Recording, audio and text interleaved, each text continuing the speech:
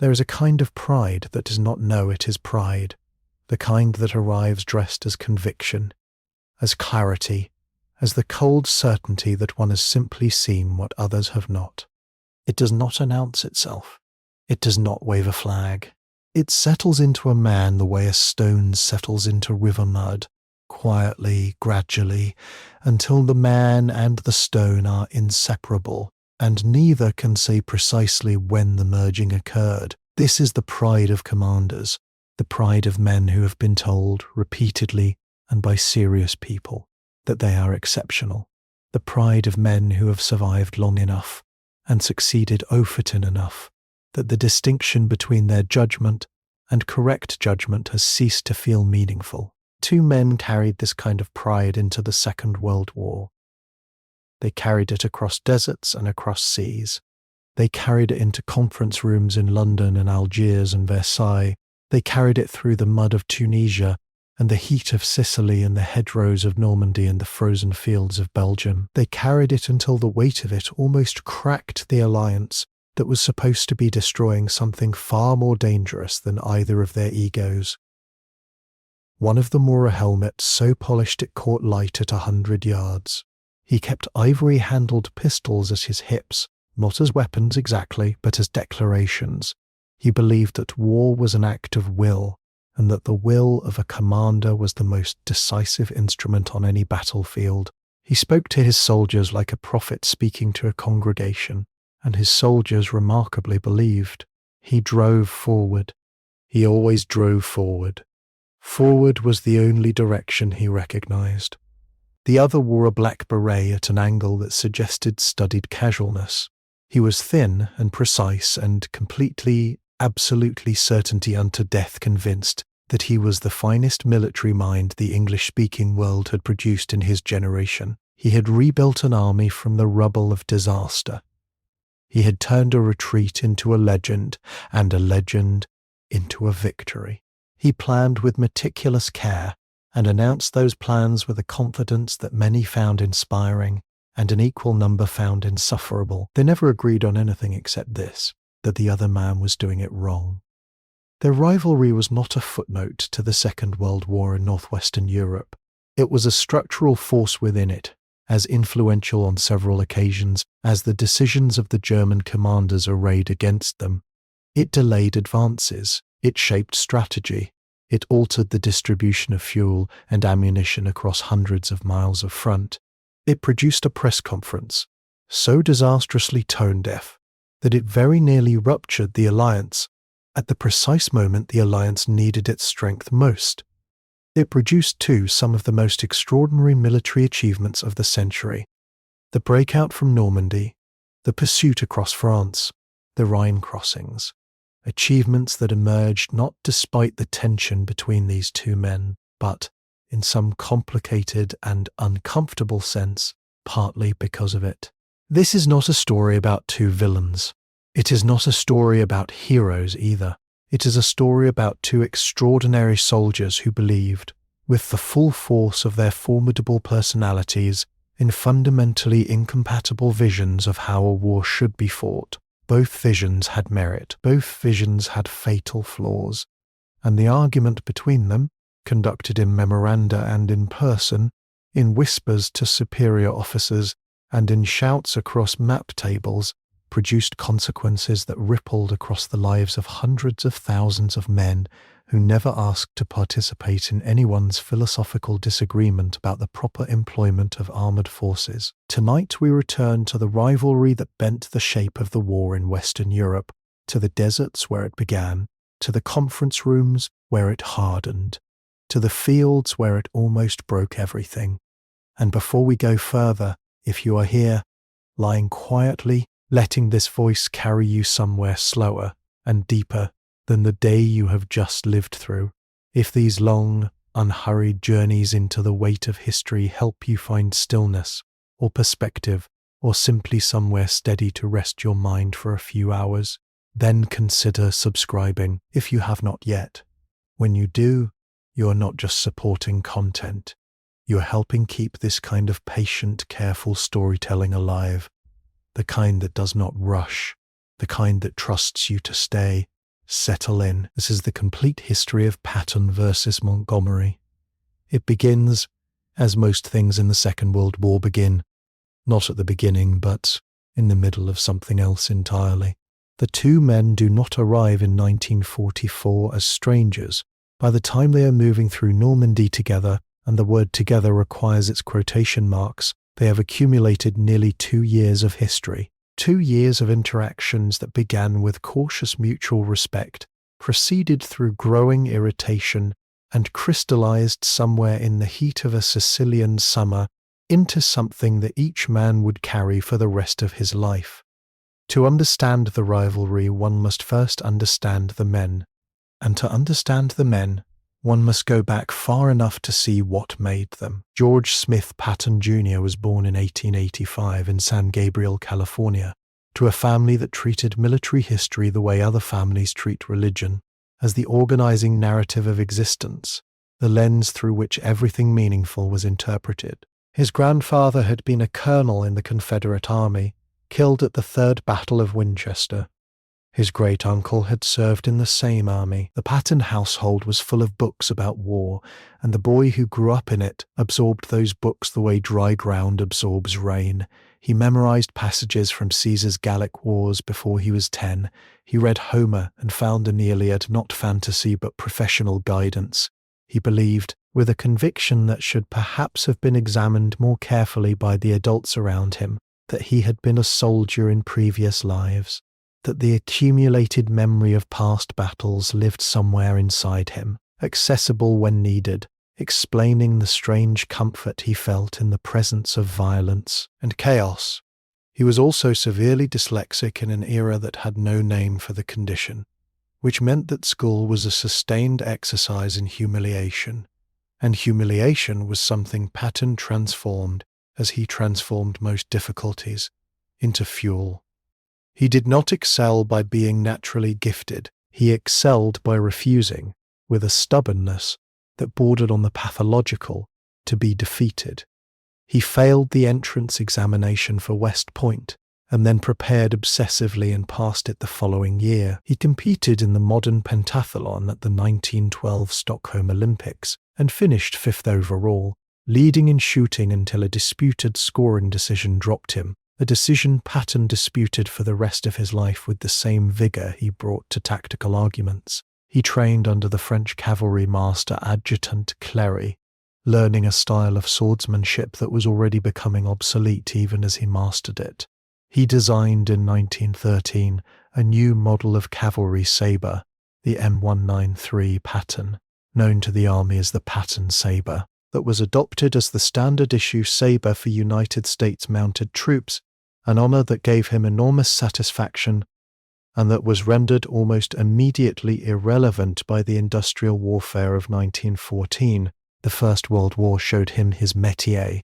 He served on Pershing's staff and then commanded the nascent American Tank Corps at the Battle of Saint-Mihiel and the Meuse-Argonne offensive. He was wounded in the thigh during the latter engagement, shot while trying to rally his men on foot, and directed the battle from a shell crater until he lost consciousness from blood loss.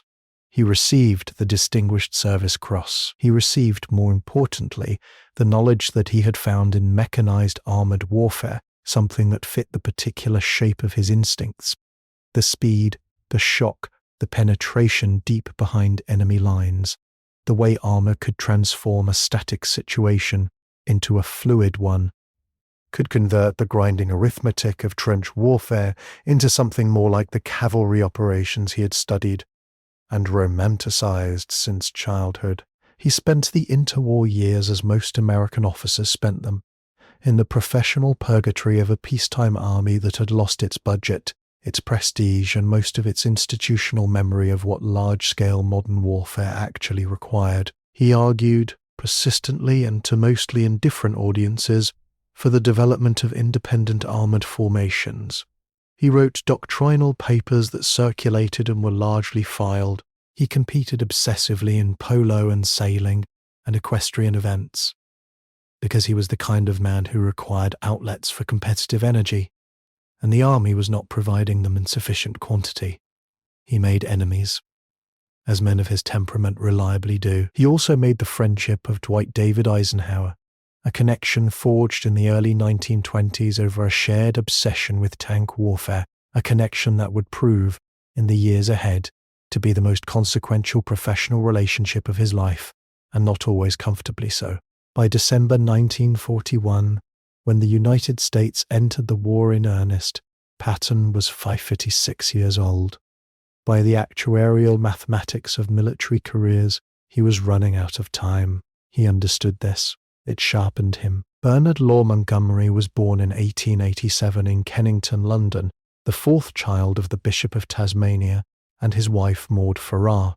The family moved to Tasmania when Bernard was 2, and then back to England when he was 13. And the years in Tasmania produced in the boy a quality that would define the adult: an absolute refusal to be formed by his environment, a stubborn insistence on being himself, regardless of what himself happened to mean to the people around him. His mother was domineering and cold and, by most accounts that have survived from family members, considerably less than warm toward her children. Bernard's relationship with her was, for the first several decades of his life, one of sustained mutual incomprehension.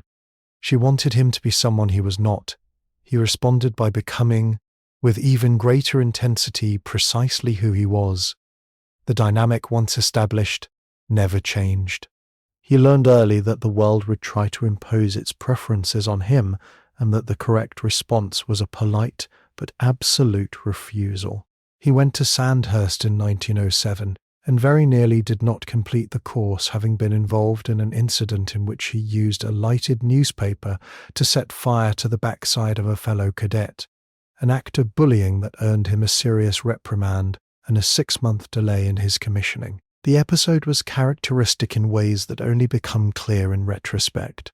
He had decided the cadet in question deserved what he received. He acted on his decision without particular concern for how the action might be received, and when the consequences arrived, he absorbed them and continued, adjusting his behavior sufficiently to survive the institution without fundamentally altering his assessment that he had been right. The First World War almost killed him. He was shot through the chest at Meteren in 1914, a wound severe enough that his commanding officer assumed he was dead and had him listed as such in the initial casualty reports. He survived. He returned to France. He served with increasing distinction through the remainder of the war, developing convictions about the employment of infantry that would shape everything he later did, that soldiers must be properly trained before they are committed to battle, that attacking without adequate preparation produced not victory, but slaughter, that the commanders who sent men forward without adequate knowledge, adequate resources, and adequate coordination were not bold, they were negligent. This conviction had the force of religion. It had, too, the weight of having been learned in the worst possible classroom. He met his wife, Betty Carver, in 1926.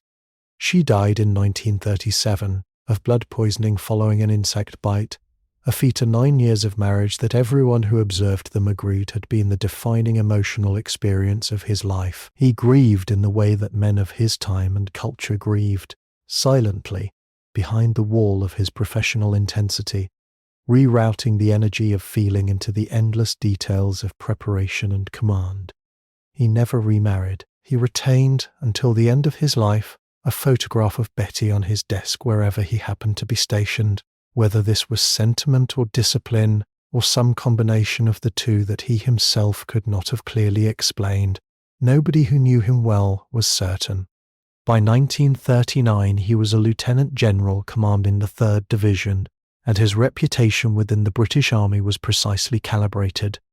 He was considered one of the most technically proficient divisional and corps commanders in the service, and one of the most personally difficult. His superiors found him argumentative.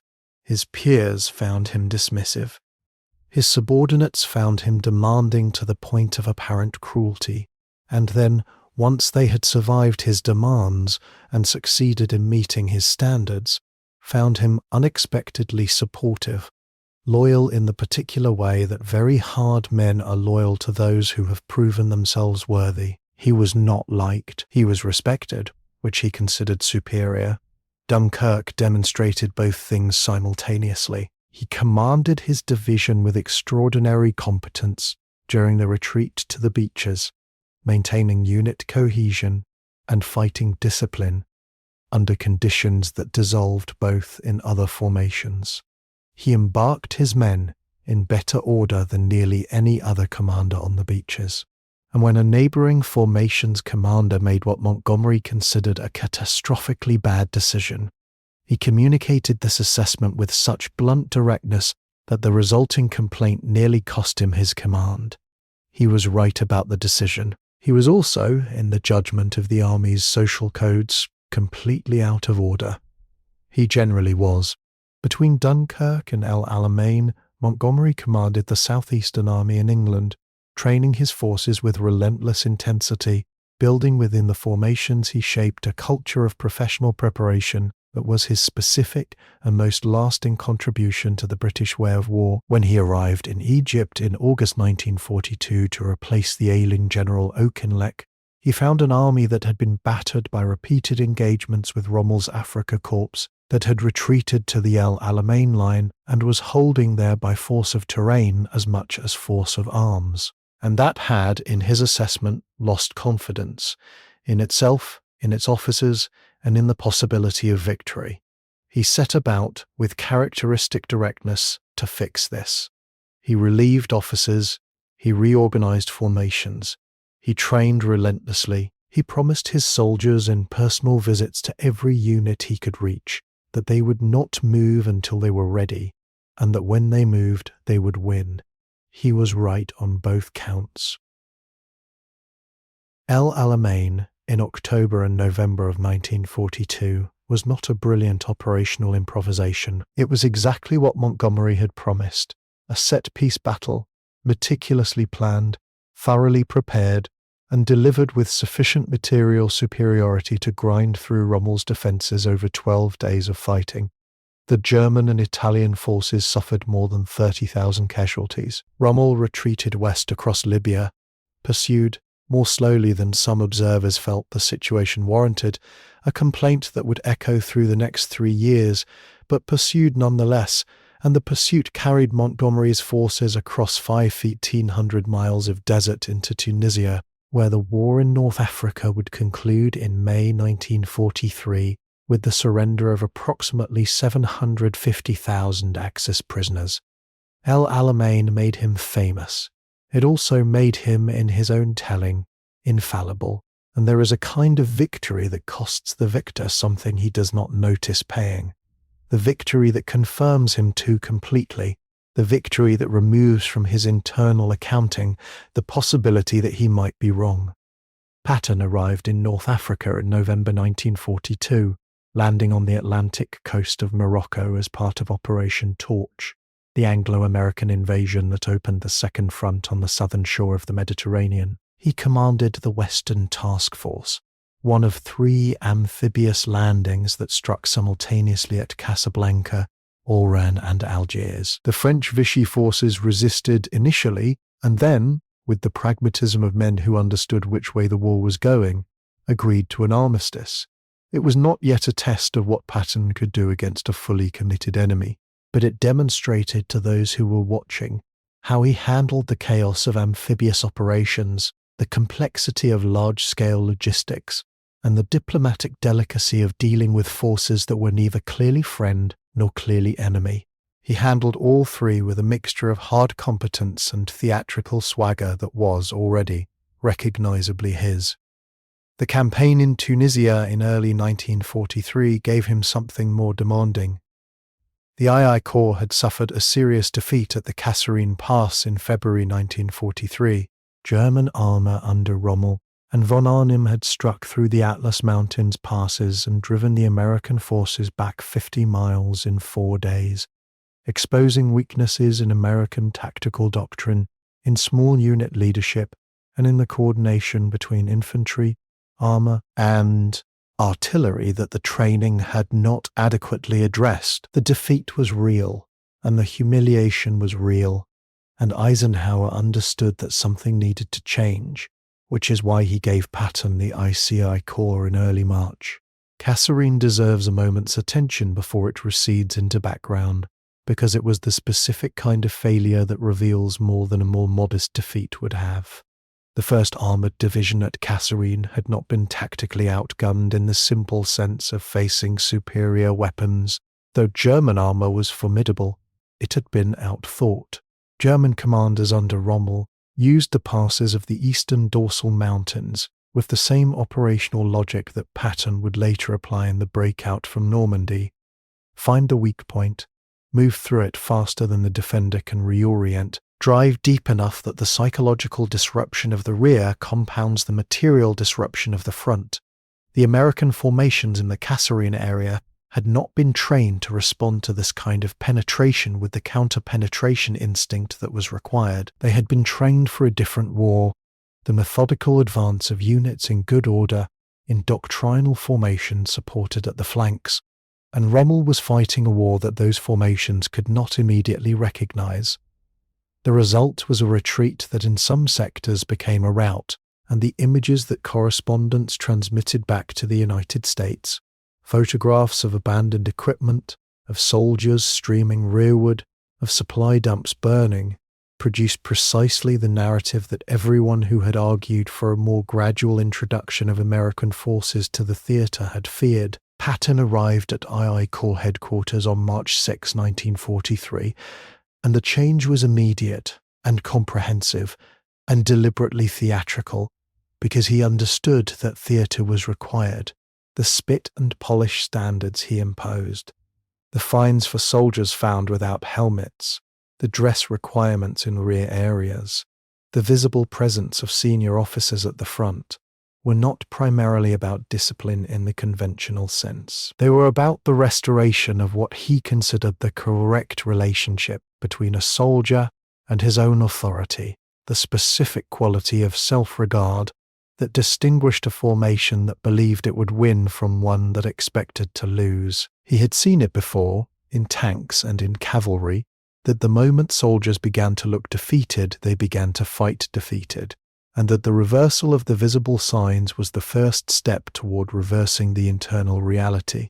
Whether this theory was entirely correct was a question the army debated intermittently for decades. What was not debatable was that it worked in Tunisia. What followed in Tunisia was the first detailed portrait of Patton as a corps commander, and it was characteristic. He trained. He coordinated. He attacked. The II Corps' operations at El Ghoutar in March and April 1943 were not decisive strategic victories. The terrain limited what was achievable. The mountain passes of the Maknassi area channeled his armour into narrow defiles where German 88 mm anti-tank guns could engage at distances that made the kill ratios unfavourable regardless of the quality of American crews. But they demonstrated that American forces under aggressive and organised leadership could engage German armour and hold their ground, which a feat at Kasserine was something that needed demonstrating. More than demonstrating to the British officers who had doubted American capability, more than demonstrating to the press, demonstrating to the Americans themselves. The arithmetic of confidence is as real as the arithmetic of supply. A formation that believes it can fight fights differently than one that is uncertain, and the difference is measurable in the gap between what doctrine permits and what soldiers actually accomplish when the doctrine proves insufficient. The two men met during this period, and the meetings were, by the accounts of those present, professionally cordial and personally cool. Patton wrote in his diary that Montgomery was not impressive, a characterization one suspect Montgomery, had he seen it, would have found amusing in its misjudgment. Montgomery's assessment of Patton was more generous in the short term, praising the Americans' energy and drive, while questioning, in private correspondence, whether those qualities were accompanied by the methodical preparation Montgomery considered essential.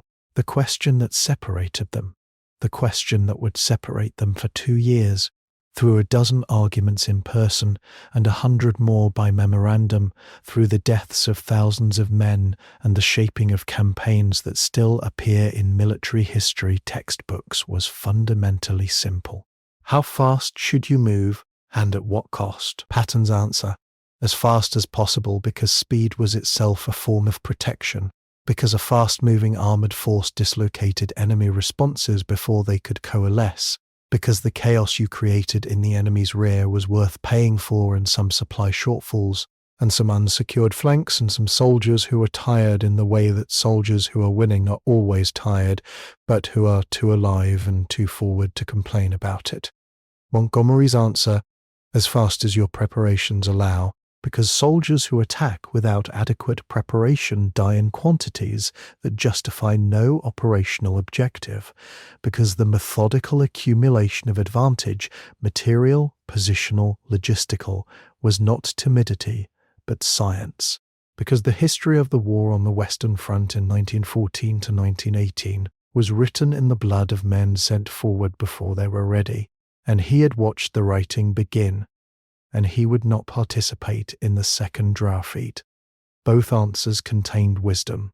Both contained danger. The war would spend 2 years finding out, at considerable cost, exactly how much of each. The real beginning, the moment where the rivalry stopped being professional friction and started becoming something more corrosive, was Sicily, the summer of 1943.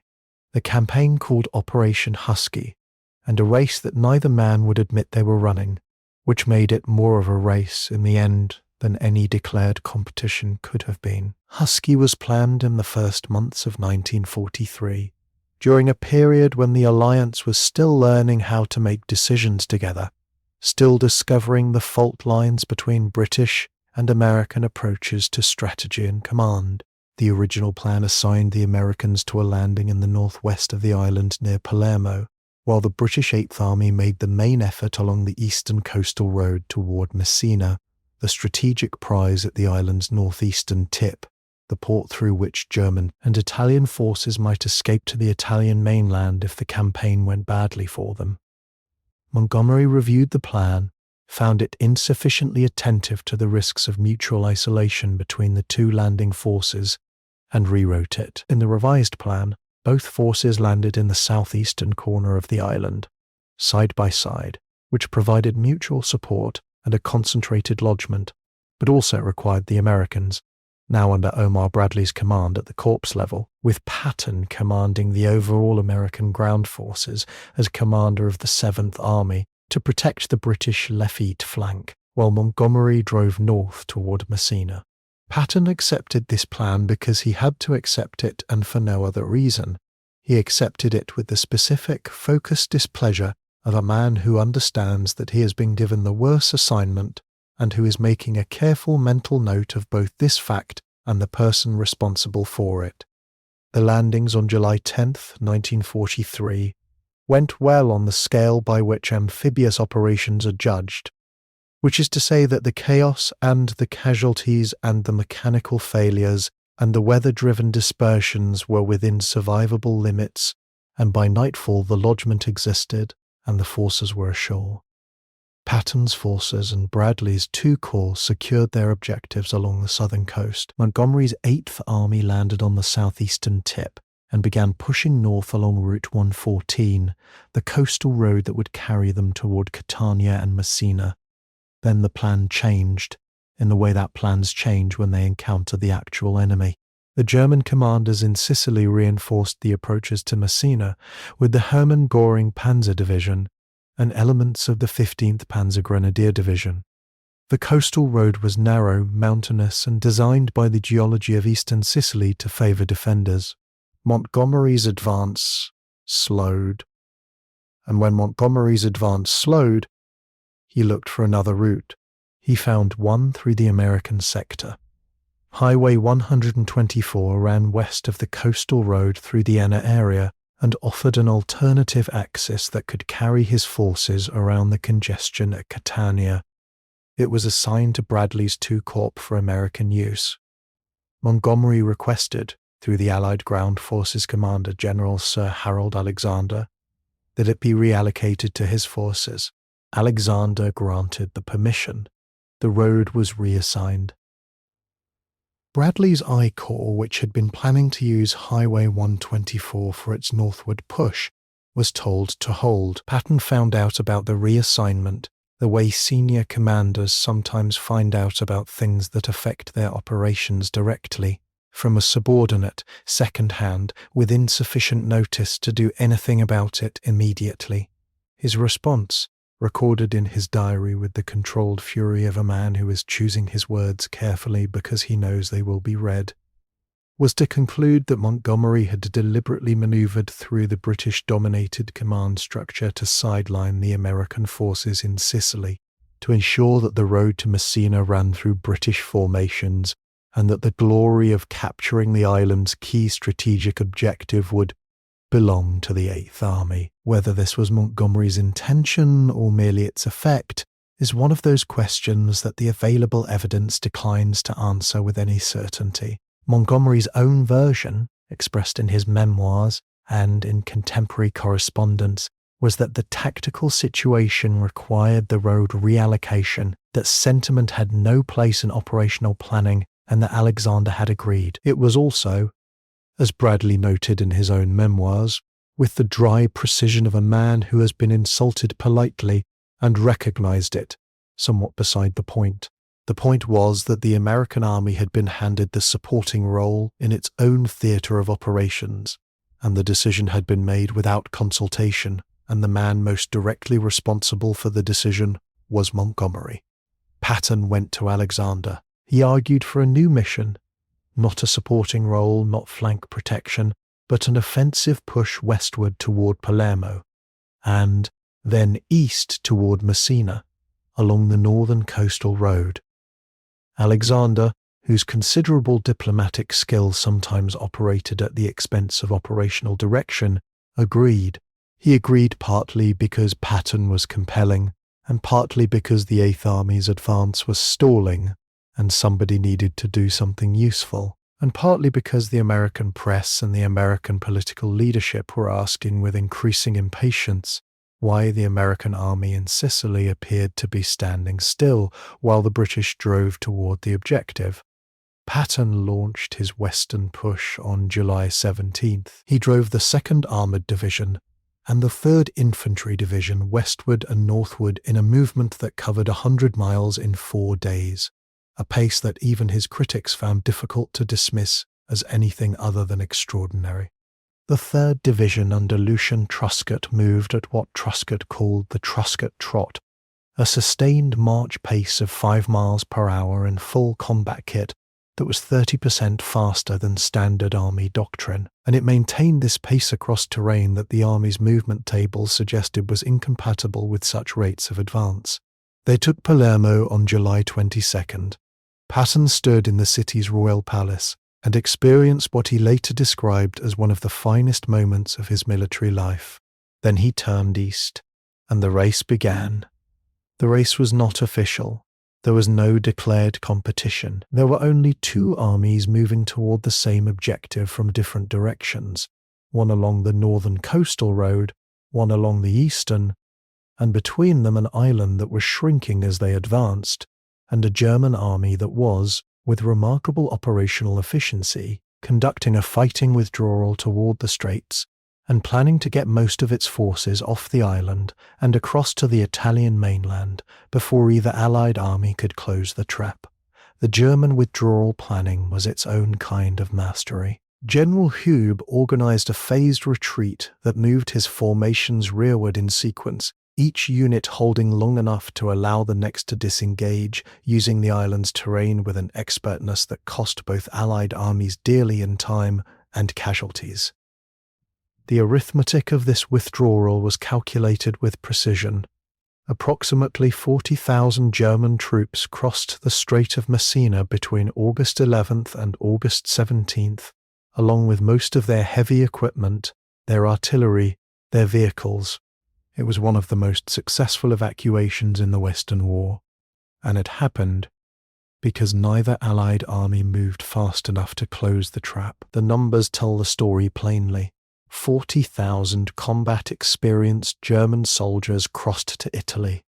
Those same 40,000 soldiers would reappear in the defensive lines at Monte Cassino and on the Gustav Line, would cost Allied forces months of grinding attritional combat, would die at higher cost than if the trap had closed in August 1943. The mathematics of an escape are always paid later and at compound interest. Patton moved faster along his axis than Montgomery moved along his. He used small amphibious hooks, landings behind the German lines along the northern coast, to bypass defended positions and keep the pressure on the retreating Germans, a tactic that worked in principle and produced mixed results in execution, with one landing at Brolo arriving slightly too early to trap the German formation it was intended to cut off.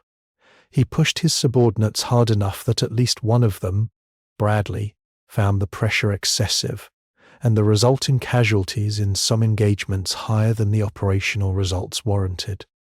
And he entered Messina on August 17, 1943, several hours ahead of the British advance guard that was approaching from the south. It was, by any conventional measure, a victory. The Seventh Army had performed brilliantly. Patton had demonstrated that American forces, properly led and aggressively employed, could move and fight with a tempo that matched or exceeded anything in the European theatre. He had done this against institutional skepticism about whether the U.S. Army was ready to carry major operational weight. And in this same campaign he had done something else, something that would cost him almost everything he had just won. The dates are fixed in the record, August 3rd and August 10th, 1943. The locations are two field hospitals near the front, the 15th Evacuation Hospital and the 93rd Evacuation Hospital. The men in question were Private Charles Cool, 26 years old, from Mishawaka, Indiana, and Private Paul Bennett, 21 years old, from South Carolina. Both men had been admitted for what the medical records described as psychoneurosis or anxiety disorder, what an earlier generation of soldiers called shell shock, what a later generation would call post-traumatic stress disorder, and what Patton, on both occasions, called cowardice. He slapped Cool across the face with his gloves and ordered him returned to the front. He struck Bennett with his open hand and shouted at him, audibly enough that nurses and doctors throughout the ward heard him, that he was a disgrace and had no right to share a ward with men who had been actually wounded. His voice was reported as carrying through the hospital tent in the specific way of a man who has ceased to calculate the consequences of being heard. The reports went up the chain of command. They landed on Eisenhower's desk in Algiers. Eisenhower's response was precisely calibrated to the competing pressures he was managing. He wrote Patton a private letter that was extremely stern in its rebuke, while avoiding the publicity that a formal reprimand would generate, because Eisenhower had made a cold calculation that he needed Patton, that there was no other American general who could do what Patton did, and that to relieve him or formally discipline him publicly would be to damage the war effort in a way that the men who had been slapped would not thank him for. He ordered Patton to apologize personally to every unit in the Seventh Army. Patton did so. The apologies were performed rather than felt, and not entirely convincing to those who witnessed them. Then the journalist Drew Pearson broadcast the story in late November 1943, and the awkwardness became a catastrophe. The outcry in the United States was immediate and sustained. Senators called for Patton's removal. Letters poured into the War Department. There were Americans who had sons and husbands and brothers in uniform who had not been struck by their commanding general, and the contrast seemed to many of them to require a response that Eisenhower had not provided. Eisenhower did not relieve Patton. He did something that felt to Patton, and, in retrospect, clearly was, almost as damaging. He sidelined him. He used him as a decoy. For the first 6 months of 1944, while the planning for Operation Overlord proceeded, while the invasion of Normandy was being designed, and resourced and rehearsed, Patton commanded a fictional army group in England, the 1st United States Army Group. called FUSAG, whose primary purpose was to persuade German intelligence that the main Allied landing would occur at the Pas-de-Calais rather than in Normandy. The deception worked. German intelligence was persuaded.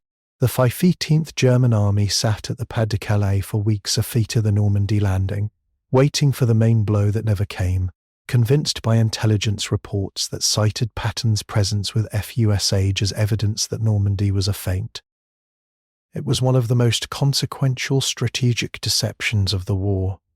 It also kept Patton out of the planning process for the most important military operation in the Western War, and it meant that when the invasion came, he was not part of it. Montgomery was. The planning for Overlord was Montgomery's finest moment as a staff officer and operational planner, and it is worth spending time with, because the plan he produced in those months cast a long shadow forward over everything that followed, including the arguments with Patton, including the decisions at Falaise and Arnhem and the Bulge, including the press conference that became a diplomatic disaster, including the final race to the Rhine. Montgomery was appointed Ground Forces Commander for Overlord in January 1944. He arrived in England, reviewed the existing plan developed by General Morgan's Cossack staff, which called for a 3-division assault, and immediately declared it inadequate. He was right. The Cossack plan was constrained by the available land in Crayfeed, and by a degree of caution that reflected the institutional memory of Dieppe more than the requirements of a successful assault. Montgomery expanded the landing to 5 divisions across 5 beaches. He added the airborne drops at both flanks, the American 82nd and 101st at Utah, and the British 6th at Sword, to secure the critical road junctions and prevent rapid German armoured reinforcement of the beaches in the first hours. He argued successfully for more land in Crayfeed, which required delaying the operation from May to June. He produced an operational concept that gave every formation a coherent mission, and he briefed that concept to Eisenhower, Bradley, Churchill, and the assembled senior leadership of the Allied Expeditionary Force, with a confidence that several observers recorded as bordering on performance. The performance was warranted. The plan was sound. Patton arrived in England in January 1944. He was received with the elaborate public indifference of a man who has been publicly embarrassed by someone who needs him, and cannot bring themselves to say so without qualifications. He obliged the FUSAG deception, travelling around England and making appearances that were carefully reported in German intercepts, and he hated every hour of it. He hated the theatre. He hated that while he was performing, Bradley was being prepared to command the American forces in the actual landing. June 6, 1944. The Channel, in the early darkness before dawn, 156,000 men in the water, in the air, on the beaches before nightfall, 5,000 ships, 13,000 aircraft, the largest amphibious operation in the history of warfare, directed at 50 miles of French coastline that had been fortified for 4 years in preparation for exactly this moment. The mathematics of D-Day were not abstract. They were the specific, irreducible calculus of men in boats in cold water approaching a defended shore, the distance from the landing Crayfeed to the beach, the time that distance took to cover in the water, the fields of fire from the prepared positions above the waterline, the suppression provided by naval gunfire, and by fighter bombers flying at altitudes too high to be accurate enough to matter in the confined geography of the beach. At Omaha, the landing Crayfeed were released 12 miles offshore, in seas that were running higher than the plan's acceptable limits. The amphibious tanks, Sherman tanks fitted with flotation screens, designed to swim to the beach and provide direct fire support, were launched in water that took them. 27 of the 32 tanks assigned to the first wave at Omaha sank. The men in the landing Crayfeed arrived at the waterline to find the armor that was supposed to be covering them was not there. They went anyway. The 1st Infantry Division and the 29th Infantry Division, veterans and newly blooded alike, went up the beach at Dog Green and Dog White and Fox Green and the other draws that the army planners had named. with the cheerful procedural language that military bureaucracy applies to places where men are going to die. The fire was concentrated, and it was exact, and the first waves lost perhaps 2,000 men in the first 2 hours on a beach 4 miles long. The survivors did what infantry does when there is no other option. They moved forward, because the water behind them was deeper than the killing zone ahead. By nightfall on June 6, all 5 beachheads were ashore. The lodgment existed, whether it would survive the next 72 hours was not yet settled. Patton spent D-Day in England, in a state his diary records as barely controlled anguish. He was not there. He wrote letters. He read. He waited, with the specific ferocity of a man who considers waiting to be a form of violence done to him, and who has been forced to endure it for 11 months. The 6 weeks that followed D-Day were, for the Allied ground campaign, a period of severe operational constraint that looked from the outside like failure.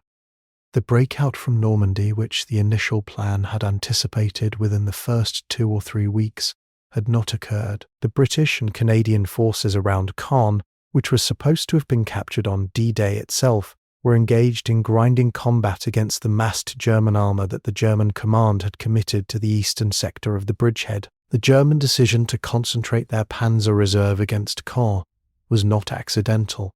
It reflected the German assessment that the terrain south and southeast of Caen offered the most likely axis for an Allied breakout toward Paris, and that a British armoured breakthrough there would be catastrophic for the defence of France. They were right about the terrain. They responded accordingly, and the result was that by late July, the 2nd Panzer Division, the 12th SS Panzer Division, the Panzerlehr Division, and 5 other armoured formations were pinned against the Caen sector, consuming fuel and men and ammunition at a rate the German logistic system could not sustain. The bocage country of western Normandy, the terrain in which the American forces were advancing towards Saint-Lô, deserves its own consideration, because the difficulty it created was not simply the difficulty of terrain in the conventional military sense. It was something more specific and more insidious. The bocage is a landscape of small fields, enclosed by hedgerows that are not, as the word suggests in American agricultural terms, manicured rows of cultivated shrubs. They are earthen banks, 3 to 5 feet high, covered with brush, and trees that have been growing in the same position since the medieval period, rooted so deeply and constructed so solidly that they function as ready-made fortifications. Each hedgerow-enclosed field is a potential defensive position. Each tree line is a potential screen for anti-tank guns or machine gun emplacements. A German rifle squad of 8 men properly positioned behind a barcage bank could hold a single field against an attacking platoon for hours, while the attacking platoon took casualties at rates that the advance's momentum could not absorb. The arithmetic of bocage fighting was brutal and specific. A typical advance in the bocage covered perhaps 200 yards per day. An infantry company attacking across 3 or 4 fields in a day might take 25% casualties, while advancing 300 meters, multiply this across a front of 30 miles across 25 days of fighting. And the numbers become institutional. The 29th Infantry Division, for instance, suffered more than 4,000 casualties between D-Day and the capture of Saint-Lô on July the 18th, losses equivalent to more than a third of its original combat strength. The 1st Infantry Division, the 2nd Infantry Division, the 4th Infantry Division all reported similar ratios. The manpower mathematics of the bocage were a slow drain that the Army's replacement system struggled to keep pace with, because the replacement system had been designed for a campaign that moved faster than the bocage permitted. This was either the consequence of Montgomery's deliberate strategy or the retroactive explanation for it, depending on which version of events one found more credible. Montgomery's version, articulated during the campaign and defended with consistent emphasis in everything he wrote a feet a word, was that the plan from the beginning was to use the British forces at Caen as a hinge, to fix the German armoured reserve there, absorb its strength, and create the conditions for an American breakout on the right flank. Under this reading, the operations at Caen, Epsom in late June, Charnwood in early July, Goodwood in late July, were not failures but contributions to an overall design. The British were holding the lid on a pot that was being brought to boil elsewhere, the American version, articulated with increasing directness by Bradley, and Eisenhower and less directly by most of the senior American generals who served in Normandy, was that Montgomery had set objectives he could not achieve, had failed to achieve them, and had then reframed the failures as intentions. This version noted that Goodwood in particular had been presented to Eisenhower and to the Allied air commanders in terms that promised a major breakthrough, promises that were necessary to justify the allocation of air resources, and that the operation achieved a penetration of several miles before being stopped by German anti-tank defences at a cost of 400 tanks and approximately 5,000 British and Canadian casualties. By the standard of Montgomery's own advance billing, this was a significant shortfall. The truth, as it usually does in disputes of this kind, occupies a position that neither party's preferred narrative can cleanly contain. Montgomery probably did intend from the beginning to use the Caen sector to attract German armour. He probably also expected his forces to advance further than they did, and the reframings as the campaign developed were not entirely free of the desire to construct a narrative in which everything that happened had been planned. Both things can be true simultaneously, and in the case of Montgomery and Normandy, there is good reason to believe they were.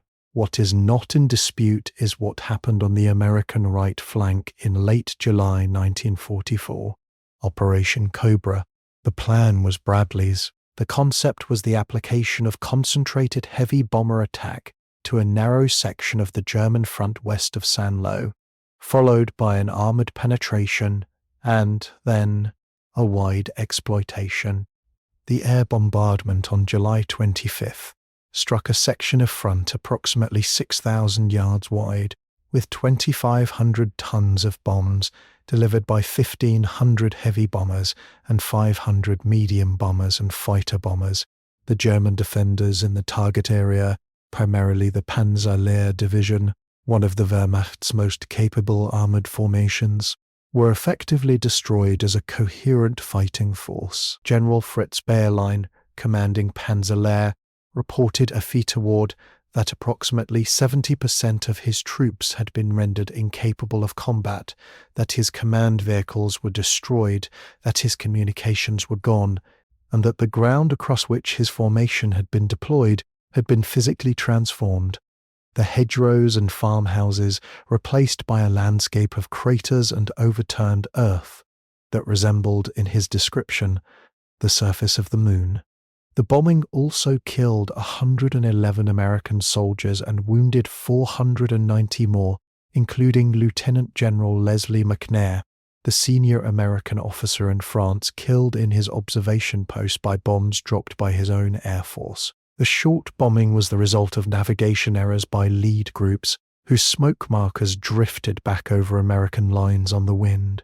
It was the kind of catastrophe that large-scale air operations produce with a regularity that does not make it less catastrophic for the men beneath the bombs. Collins's 7th Corps went through the gap. The breakthrough that followed was not clean. German commanders had reserves that were not in the bombed area, and they committed them with the reflexive efficiency of a system that had been responding to tactical crises for 5 years. But it was real, and it widened, and by August 1st, the German front west of Saint-Lô had been breached deeply enough that the exploitation could begin. On August 1st, 1944, the 3rd United States Army was activated. General George S. Patton, Jr. was given command of it.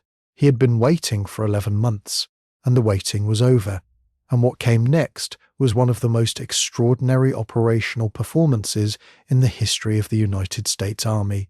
The Third Army's initial task was the securing of Brittany, the westward drive down the Breton Peninsula to capture the major ports at Brest and Lorient and Saint-Nazaire, which Allied logistical planning had marked as necessary to sustain the campaign beyond the Normandy lodgment. Patton set this task in motion with the minimum force he could justify, Middleton's 8th Corps driving fast and hard, because he had already made a private calculation that Brittany was a strategic sideshow and that the main prize lay to the east. He was right about the ports. They held out until September and beyond, and by the time Brest finally fell on September 18th, the Allies had developed Cherbourg and the Mulberry harbours sufficiently that the Brittany ports were largely irrelevant to the supply situation. He was right about the east. The opportunity developing there was unlike anything the campaign had yet produced.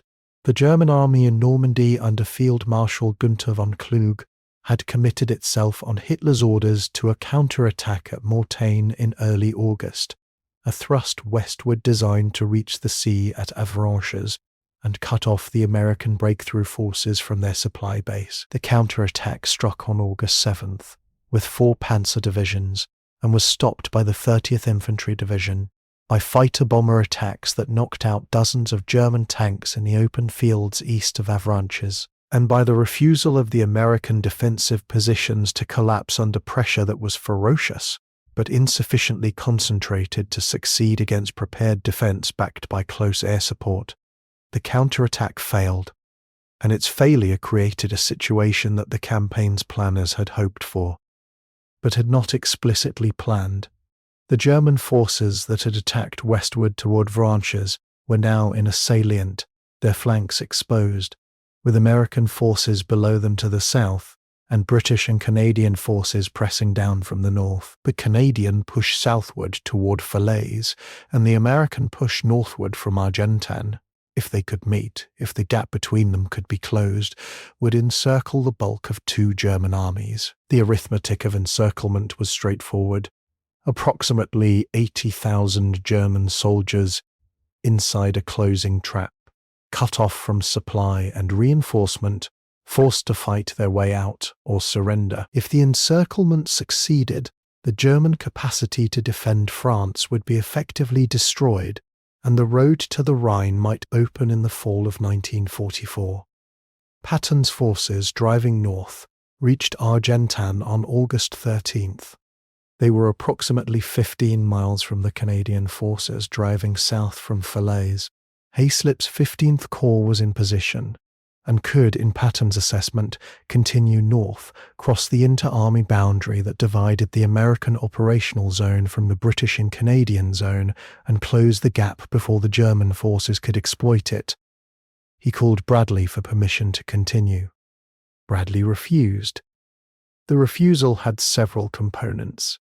There was the genuine risk of catastrophic friendly fire incidents in the compressed corridor of the pocket, where American forces pushing north and Canadian forces pushing south would be converging on the same small piece of terrain in conditions of dust and smoke and tactical confusion that made identification of friend and friend as hazardous as identification of friend and enemy. There was the reality that the inter-army boundary had been set by Montgomery, whose authority over the ground campaign had not been rescinded, and that Bradley was not prepared to unilaterally breach an arrangement that his theatre commander had established. And there was perhaps the calculation that the Canadian forces would close the gap from the north, and that waiting for them was operationally sounder than risking the collision. The Canadians did not close the gap from the north in time.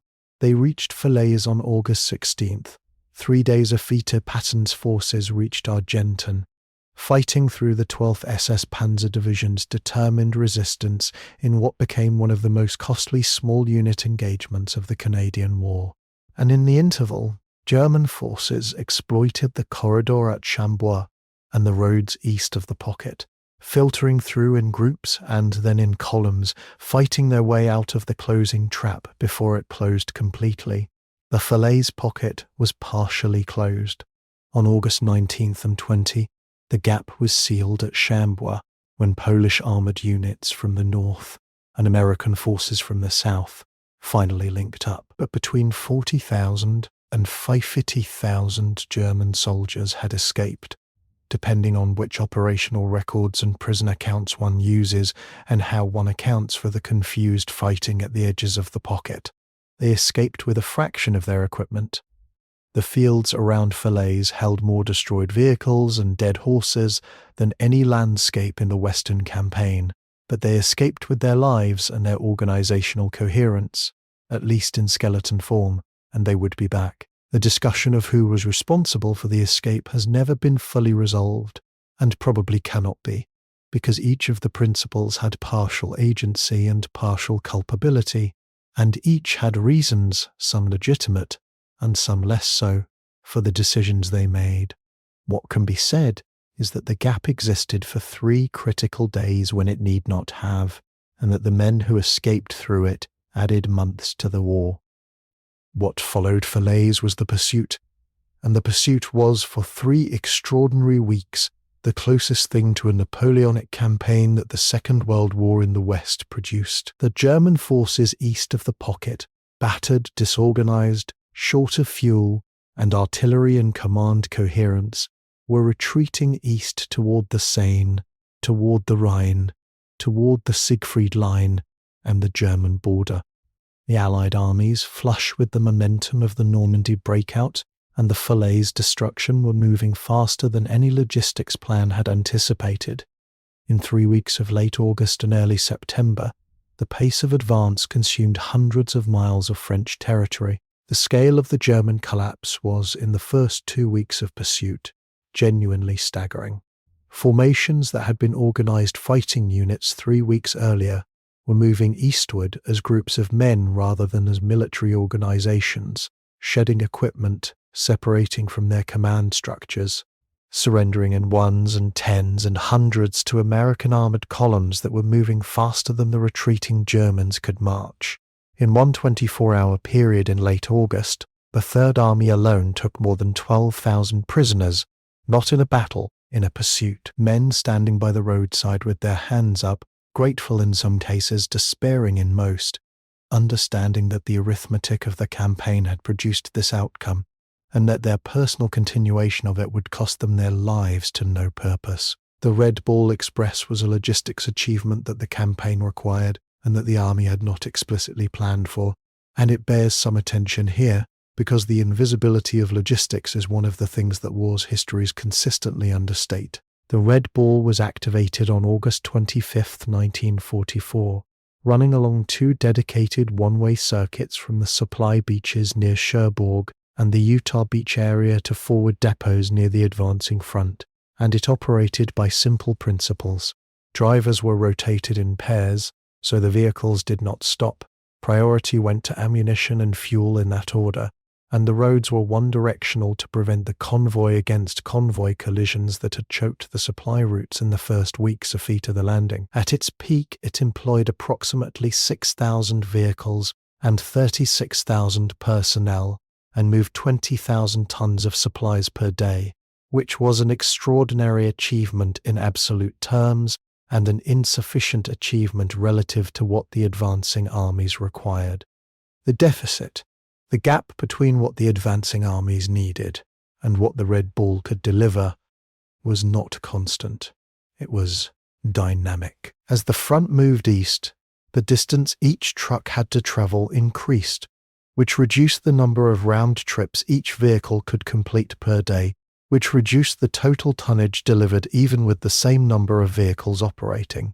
By the time the Third Army was at the Meuse in early September, each supply truck was driving 300 miles round trip on a single run. The tires were wearing out faster than replacements could be delivered. The trucks themselves were failing. The GMC CCKW 25-ton truck, the workhorse of the entire supply system, was a reliable vehicle under normal conditions and was operating very far from normal conditions. Driven continuously for weeks at speeds that exceeded its maintenance specifications by drivers who were working 20-hour days and who were not sleeping enough to be reliably alert for the entirety of those 20 hours. The mathematics of supply exhaustion are not dramatic. They do not produce single decisive moments. They produce instead a gradual degradation. the division that arrives at its objective with 30% fuel remaining instead of 50%, the artillery battery that fires half its normal support missions because ammunition stocks are below threshold, the armoured battalion that loses a day to mechanical failures that would have been caught and corrected by a maintenance schedule that the pace of advance did not permit. None of these things individually stops an army. Together, accumulated over weeks, they slow an army's tempo from the sprint of pursuit to the jog of managed advance. And the difference between those two paces, in September 1944, was the difference between reaching the Rhine before the German defences consolidated and reaching it a feta. Paris was liberated on August 25th, with French armoured forces entering the city first, a decision that was partly political recognition that the liberation of the French capital should be seen to be accomplished by Frenchmen, and partly the military calculation that a city of 4 million could absorb the chaos of liberation more readily if the liberating force was familiar rather than foreign. The crowds on the Champs-Élysées were real, the joy was real, and Patton's forces drove through the outskirts and kept going east, because Paris was not the objective and stopping was not the plan. By late August, the Third Army's leading elements were approaching the Meuse River in northeastern France, 500 miles from the Normandy beaches, having covered that distance in 3 weeks. The mathematics of supply had been simple at the start of the campaign and were becoming impossibly complex. The Red Ball Express, the truck convoy system that ran day and night along dedicated one-way routes, using 10,000 vehicles and 50,000 drivers to move supplies from the Normandy beaches toward the front, was moving approximately 80,000 tons of supplies per day by late August. 20,000 tons per day was not enough. The front was moving faster than the infrastructure could follow.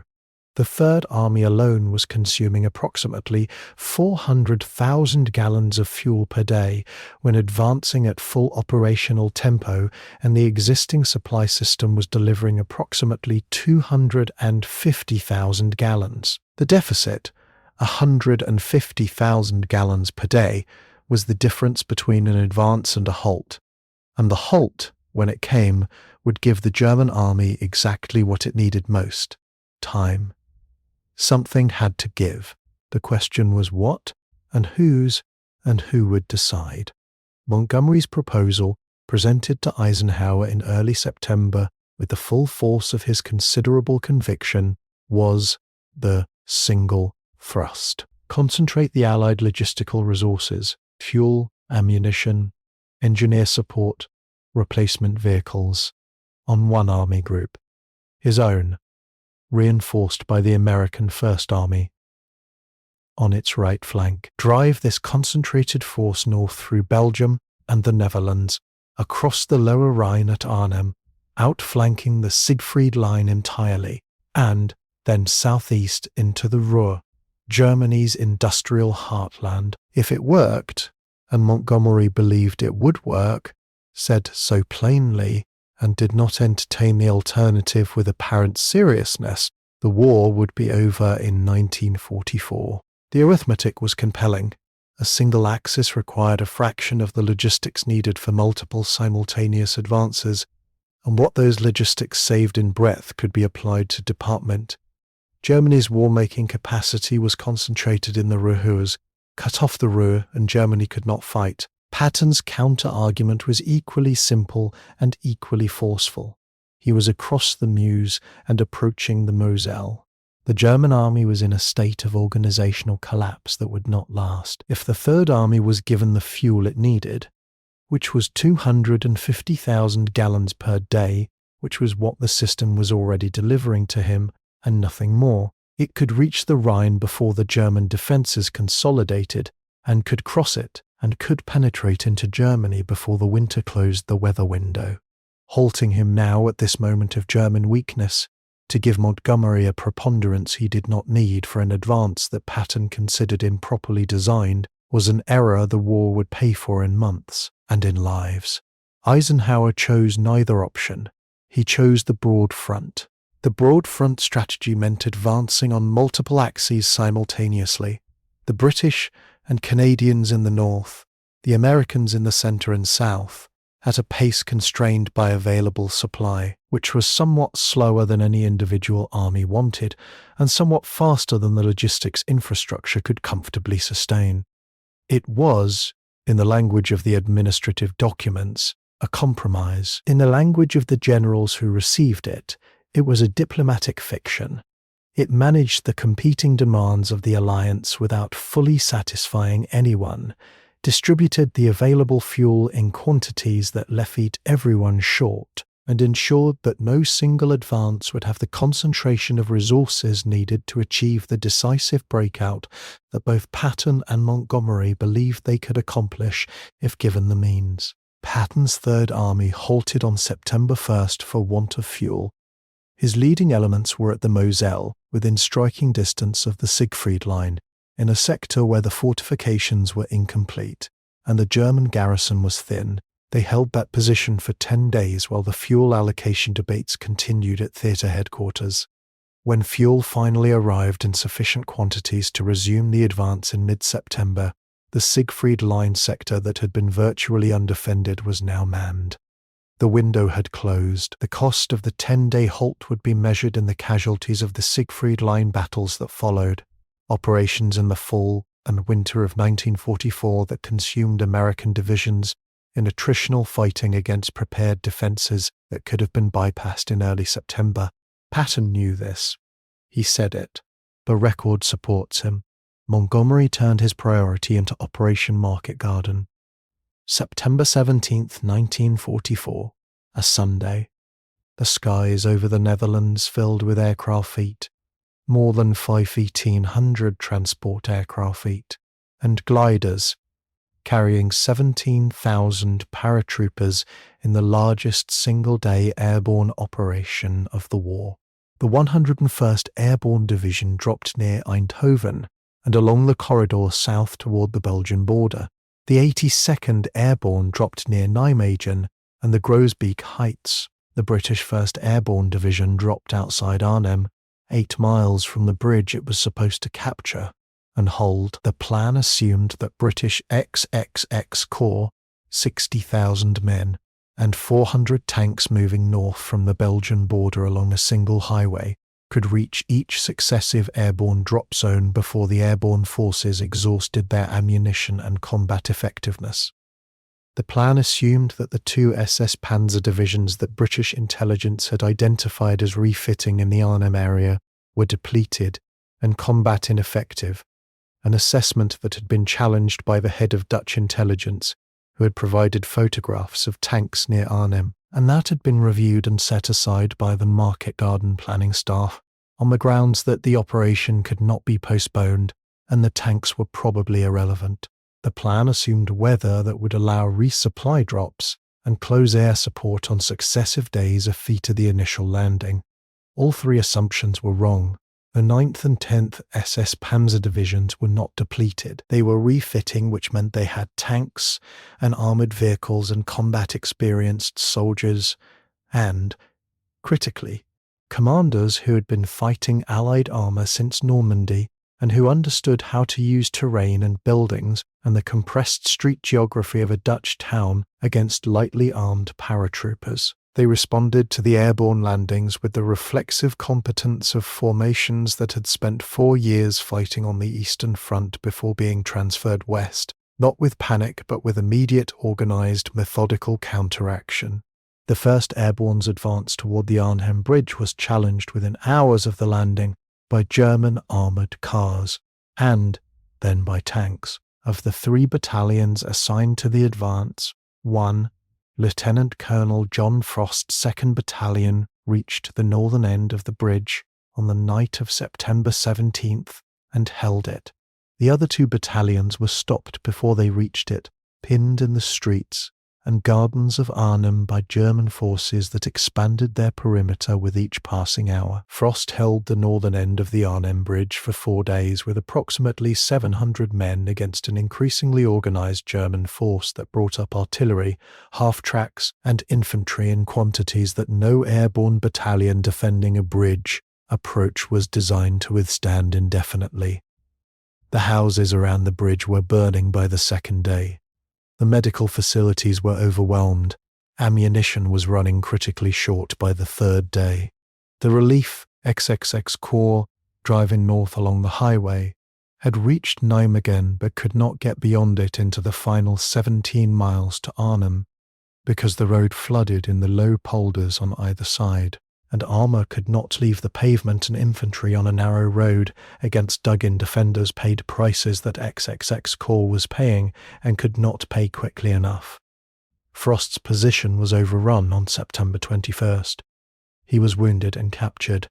The surviving members of the 2nd Battalion were taken prisoner. The 1st Airborne Division was withdrawn across the Rhine on the night of September 25th at a point west of Arnhem, ferried across in small boats in darkness and fog, leaving behind their dead and most of their wounded. Of approximately 10,000 men who had dropped at Arnhem, fewer than 2,400 were evacuated. The bridge at Arnhem, in the phrase that came to define the operation, had been a bridge too far. The phrase belonged to Field Marshal Model, who used it in his operational assessment of the German defence, and it entered the language with the efficiency of a phrase that captures precisely the gap it describes. Patton, in his diary, noted that the outcome at Arnhem confirmed what he had believed. He was diplomatically restrained in his public response. He was not restrained in private. He had argued against Market Garden, on the grounds that the intelligence about German armoured strength in the area was being discounted, that the single road advance of Texas X-Corps was tactically inadequate for the task assigned to it, and that the Third Army's advance had been halted to provide the fuel for an operation he considered fundamentally misdesigned. He was right about all three. Market Garden failed, and the war in the West settled into the grinding attritional pattern of the autumn of 1944.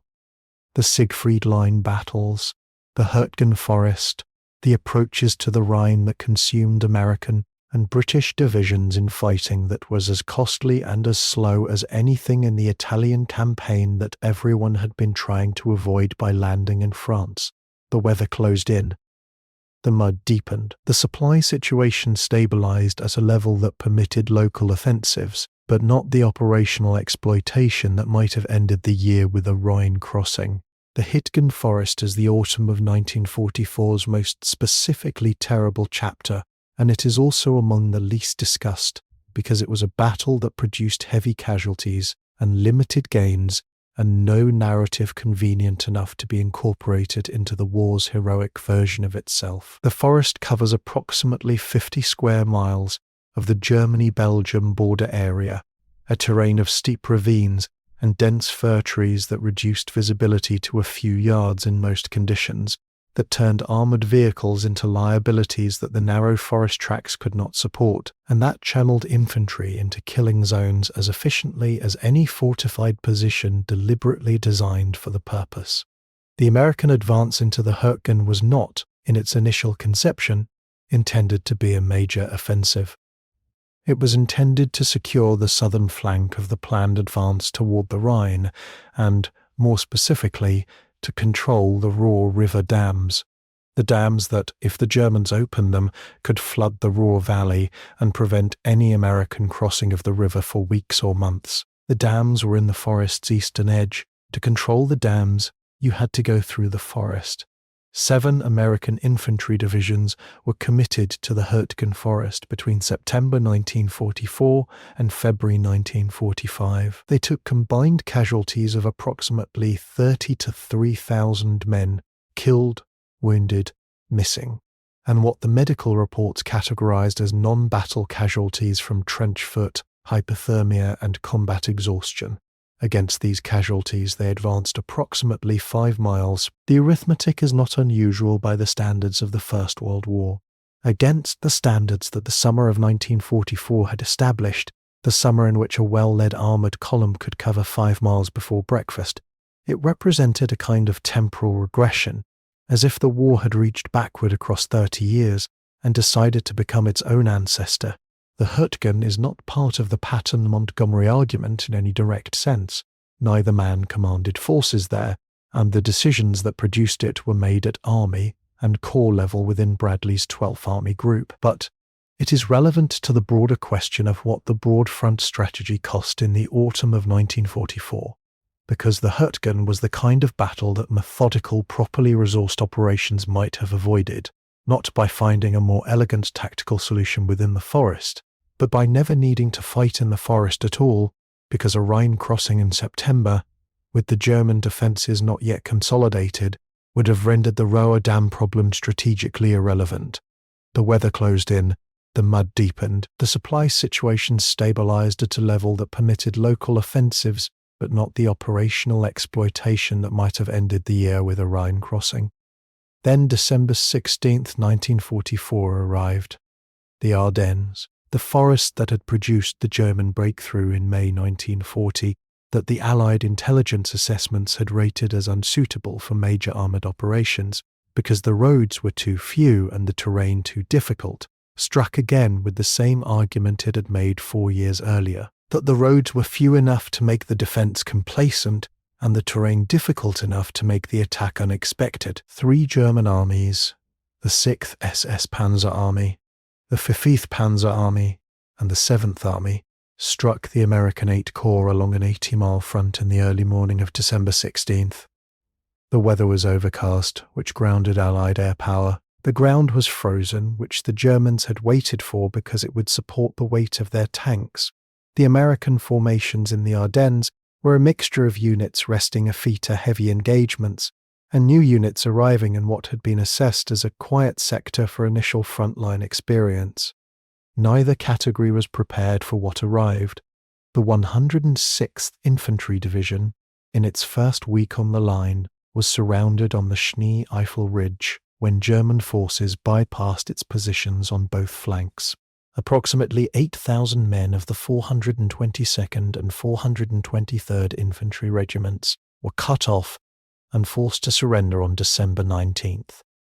It was the largest American capitulation since Patton.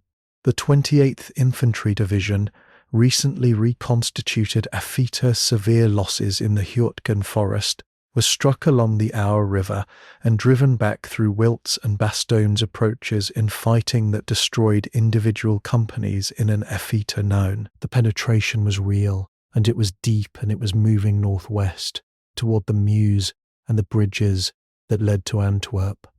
Eisenhower called the emergency conference at Verdun. The room was cold, the maps were bad, the situation was still developing, and some of the penetration's outer edges were uncertain. He looked at his commanders and asked the question that determined whether the campaign would end well or badly. How soon could they attack into the flanks of the German penetration? Patton said 48 hours. The room absorbed this. Bradley, who knew what Patton's army looked like on December 19th, oriented south and southeast, engaged in its own offensive operations. 3 corps spread across a front that ran from Luxembourg to the Saar, looked at the map and did the arithmetic. The arithmetic was barely possible. 3 divisions turning 90 degrees, moving on icy roads in December in the Ardennes, attacking north into the southern flank of a German offensive that was still in its momentum phase, reaching Bastogne in time to relieve the formations holding there before the German armour closed the ring completely. Patton had prepared for it. He had been monitoring the German build-up through intelligence reports for several days, not with the specificity to predict the exact date or the full scope of the attack, but with enough clarity to understand that a major operation in the Ardennes was probable. He had ordered his staff to develop 3 contingency plans for a northward turn. 1 using 3 divisions, 1 using 4, 1 using 5. When Eisenhower asked the question at Verdun, the plans were ready. Patton stepped out briefly, made a telephone call to his headquarters using a prearranged code word that set the turning movement in motion, and returned to confirm the commitment. On December 22nd, the 4th Armoured Division and the 26th and 80th Infantry Divisions struck north into the southern flank of the Bulge. The 4th Armoured was led by combat commands that drove up roads under artillery fire through German rear area security units, that had not expected to be fighting in this direction, toward Bastogne and the perimeter that the 101st Airborne Division and the attached armour and artillery were holding against repeated German assault. The 101st at Bastogne is one of those stories that the war produced in sufficient quantity that one can become inured to what they represent, and it requires an effort to see past the familiar outlines to the specific reality. Approximately 18,000 soldiers holding a perimeter roughly 6 miles in diameter against German armoured forces attacking from multiple directions simultaneously, in temperatures that dropped below 0 Fahrenheit on several nights, without adequate ammunition resupply for most of the siege, because the weather prevented airdrops until December 23rd, with improvised medical facilities running out of plasma and morphine by the third day, with the German commander's formal demand for surrender answered on December 22nd by General McAuliffe's single-word response, nuts, which was translated for the German officers who had delivered the surrender demand by the American officer who carried it back, as meaning that the surrender demand was rejected, which was accurate, and which the German officers apparently found less clarifying than the Americans found satisfying. The holding of Bastogne was not the result of any single heroic act. It was the accumulated result of thousands of decisions made by thousands of men over 9 days. Decision of a tank crew to hold a road junction through the night against German armour, losing 2 of their 4 tanks, but preventing a breakthrough. The decision of an artillery battalion commander to disperse his guns in an arc and fire continuously at every German approach, rather than conserving ammunition for a specific threat that never materialized in the form he expected. The decision of regimental commanders to strip their rear area personnel, cooks, drivers, administrative staff, of their non-combat roles and place them in the defensive line because the arithmetic of the perimeter required every body that could hold a rifle.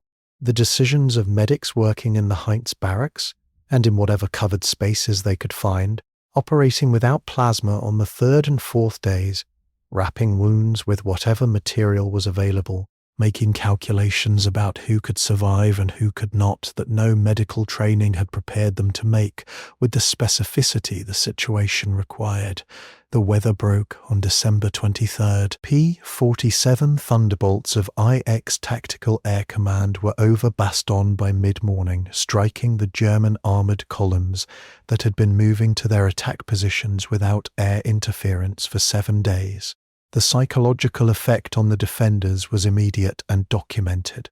Soldiers who had been watching the overcast sky with something close to despair looked up on the morning of December 23rd and saw American aircraft feet, carrying their markings flying low enough to identify from the ground, and the specific relief of that recognition, a FITA 7 days of fighting with no air support, was something the FITA action reports attempted to quantify and could not. It was not quantifiable.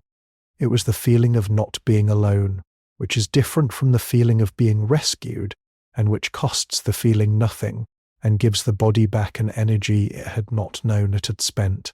The 4th Armoured reached Bastogne on December 26. The corridor was narrow, a few hundred yards wide at its tightest point, under artillery fire from German guns that had not been suppressed and would not be suppressed for several more days, and it would take another week of fighting to secure and widen it enough to move supply convoys through reliably. But it was open. The siege was broken. The Third Army had turned 90 degrees and driven 60 miles in 4 days in conditions that Army doctrine tables assigned as impractical for mechanized movement. It was Patton's finest operational achievement of the war. To the north of the Bulge, meanwhile, the situation had required a command decision that created as much political difficulty as it solved operational problems. On December 20th, Eisenhower transferred the American First Army and Ninth Army, which were north of the German penetration and therefore cut off from reliable communication with Bradley's 12th Army Group headquarters, which was south of it, to Montgomery's 21st Army Group. Montgomery took command of these formations and began organizing the defense of the northern shoulder with his characteristic methodical efficiency. rationalizing boundaries, committing his own XXX Corps reserve to critical junctions, establishing a clear defensive line that the German northern thrust could not penetrate to the Meuse. He handled the crisis competently. He handled the subsequent press conference catastrophically. January 7, 1945, Montgomery held a press conference and described for the assembled Allied press corps his role in managing the northern crisis and stabilizing the front. He spoke of how he had visited the American units and found them in some disorder and had imposed organization. He described the American soldiers as having fought with great courage, as brave boys. He implied that the initial American response to the German offensive had been inadequate, and that his intervention had been decisive.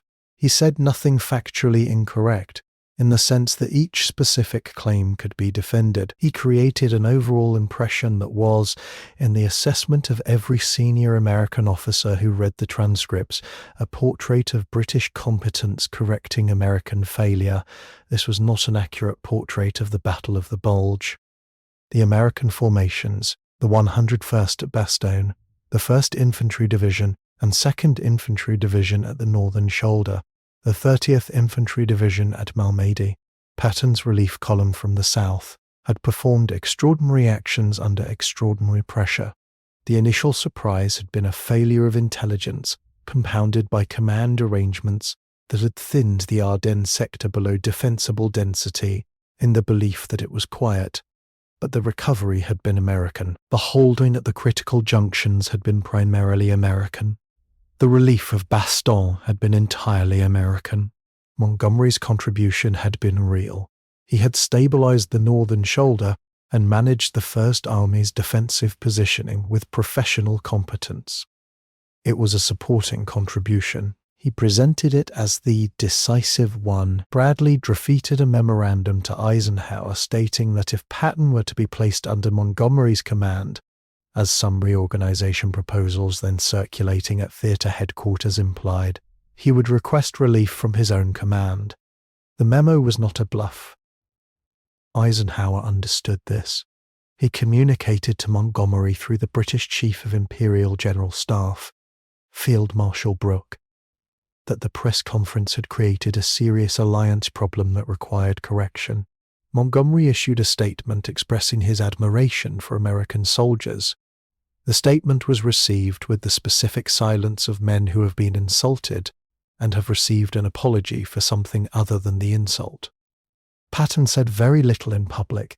In his diary, he said what he thought, at some length, with the directness that his private correspondence always maintained, where his public conduct was careful. The words in his diary are not, in the main, suitable for the polite tone of this telling. What they amount to is this: that Montgomery had, in front of the world's press, appropriated credit that belonged to American soldiers who had earned it with their lives, and had done so with a certainty of self-regard. The German Ardennes offensive was reduced through February 1945. The front was restored. The cost on both sides had been immense.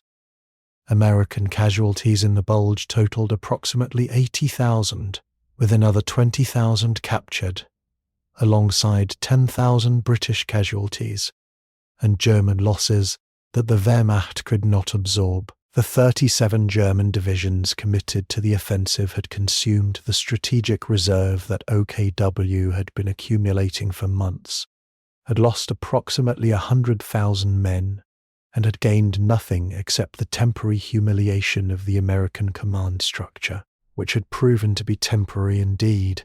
What remained, by February 1945, was the Rhine.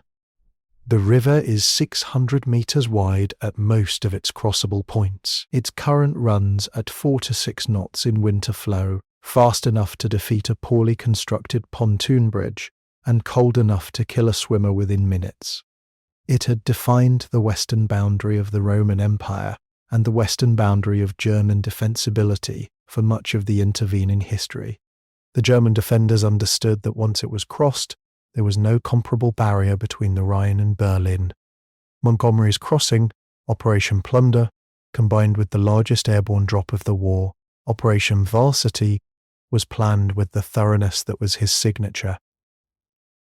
35,000 men in the assault, supported by the fire of over 1,000 artillery pieces, crossed at Wessel on the night of March to 38. 1945. Simultaneously, 17,000 American and British paratroopers dropped east of the river in daylight to secure the far bank and prevent German armoured counterattack against the bridgehead. The operation succeeded. It succeeded expensively. The airborne drop, conducted in daylight at lower altitude than the Normandy, and Market Garden drops, took heavier casualties from German anti-aircraft fire than any comparable operation of the war, losing approximately 1,400 killed and wounded in the drop itself. But the Rhine was crossed. The bridgehead was established, and Montgomery announced it with his customary confidence, and with photographs that were distributed to the Allied press in advance of the announcement, so that every newspaper in Britain and America could run the story with imagery. Patton had crossed 2 days earlier, the night of March 22-23, elements of the 5th Infantry Division, probing the river south of Mainz near the town of Oppenheim, found a section of the east bank that was lightly held, a German sector that had been stripped of reserves to reinforce other crossing points, defended by second-line troops without adequate anti-tank weapons. The crossing was made in assault boats without an artillery preparation, without close air support, without an airborne component, without an inborne component, without informing theatre headquarters until the bridgehead was secure. The first troops crossed before midnight. By dawn, 2 battalions were across and holding. Patton called Bradley at midnight. He said, "Brad, do not tell anyone, but I am across." He was laughing, which in Patton meant something close to joy, which for him was close to the same thing as forward motion. He crossed the Rhine in person the next morning, and at the midpoint of the newly completed pontoon bridge he stopped and urinated into the river, and the photographers who had been invited to record the moment recorded it, and the photographs were published, and everyone understood what the gesture meant without requiring explanation.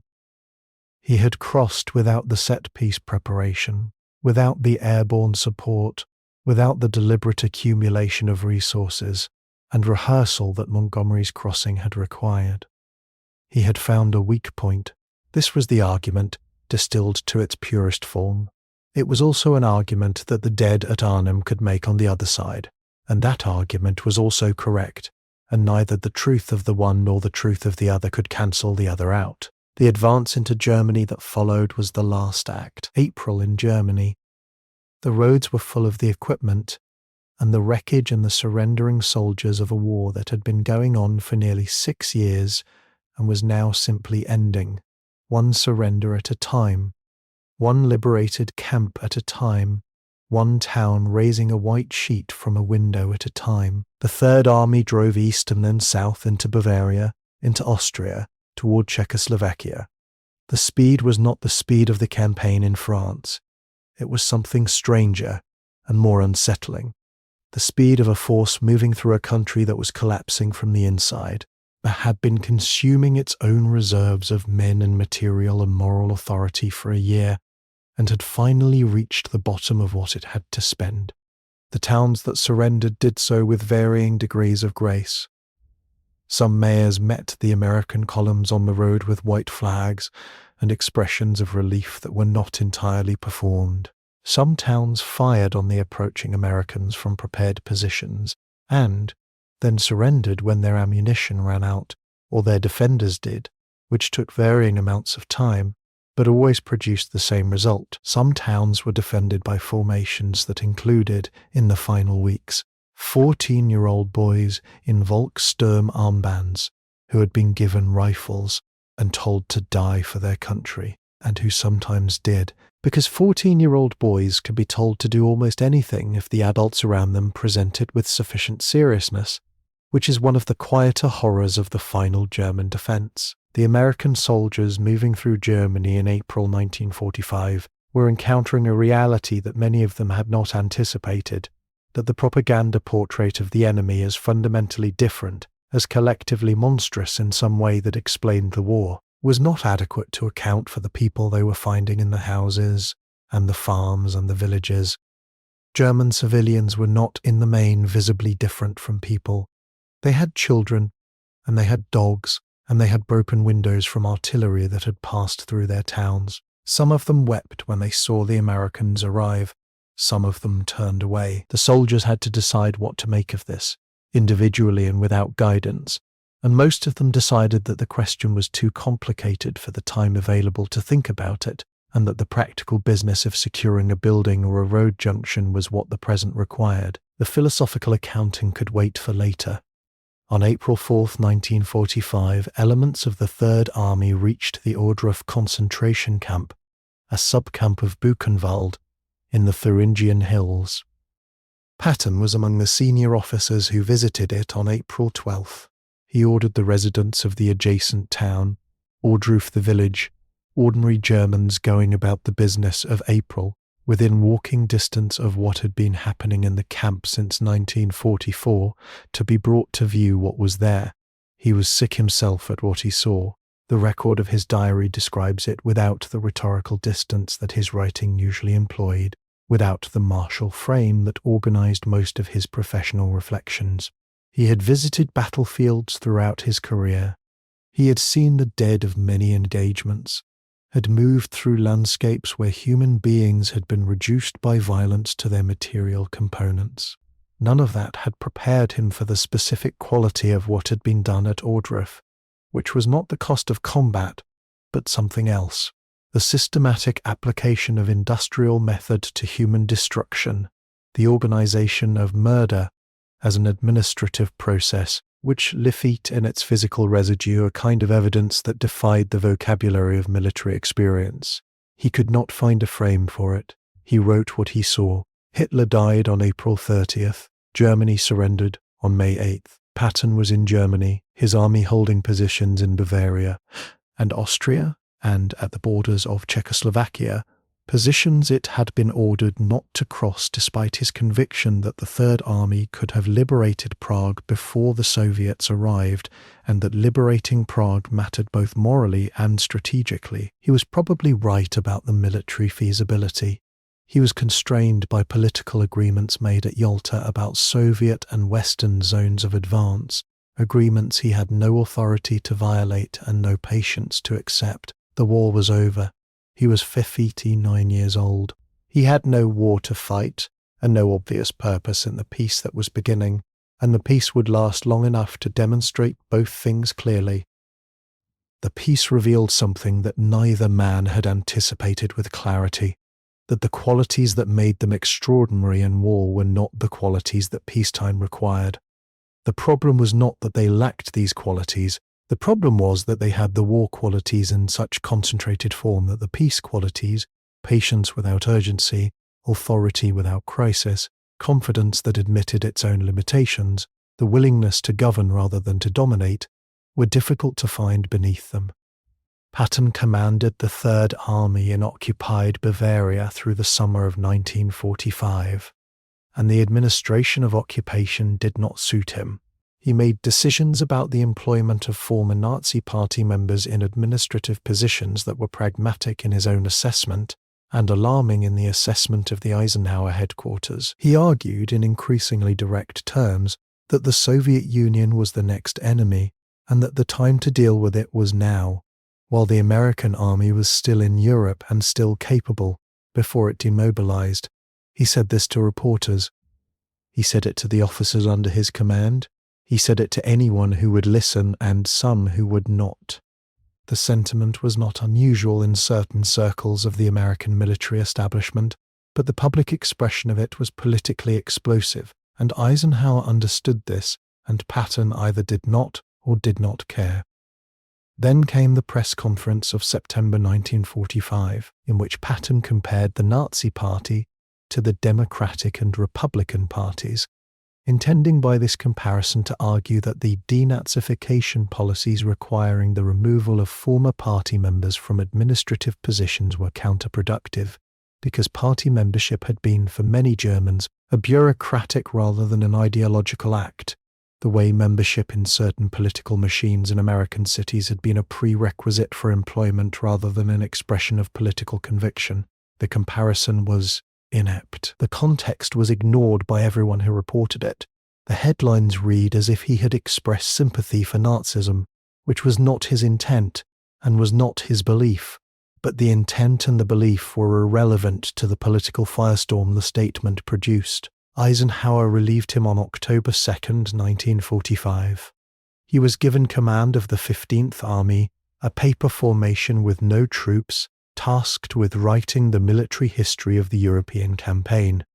He occupied himself with this task with whatever energy he could bring to a purpose that he found, in its very nature, a diminishment.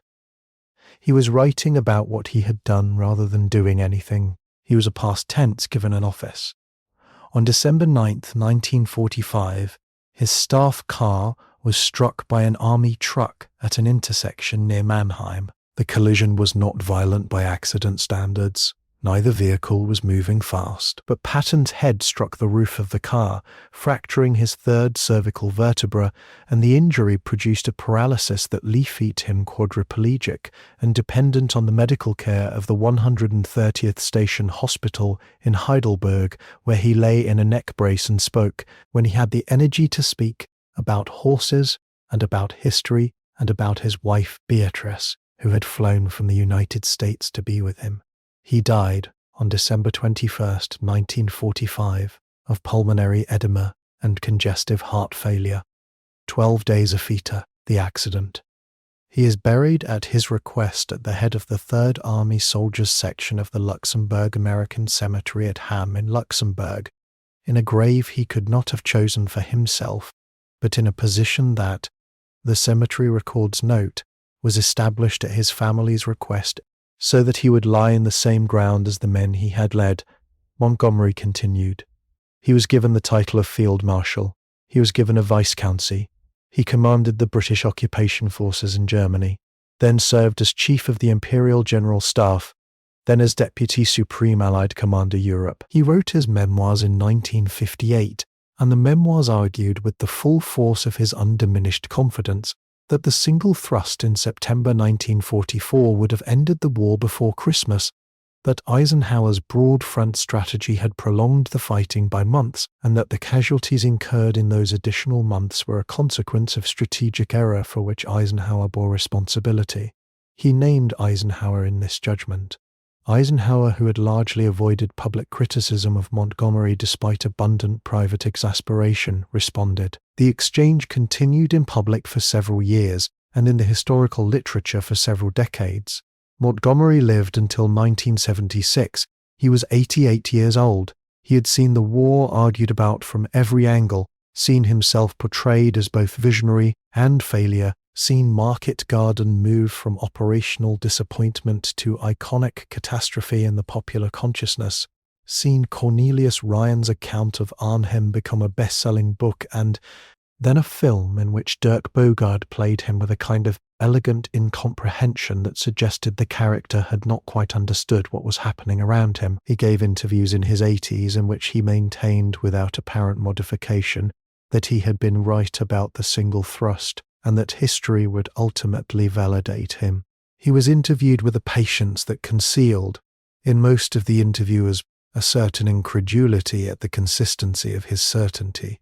He was buried in the churchyard at Binstead, Hampshire, in a village he had attended for decades, in ground he had chosen. What remains of these two men 79 years after the events described here is neither simple nor reducible to the assessments either of them preferred.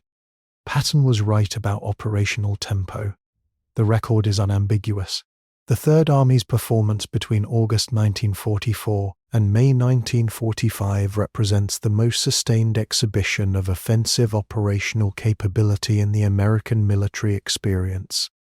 The pursuit from Normandy, the turn north at the Bulge, the Rhine crossing at Oppenheim, the drive into Germany. These achievements required exactly what Patton provided: the willingness to accept supply risk in exchange for operational advantage, the aggressive management of subordinates that compressed decision cycles at every level, the personal presence at the front that communicated to his divisions that speed was not optional but mandatory, and that the price of slowing down was not safety but a longer war. He was wrong about the price of his methods.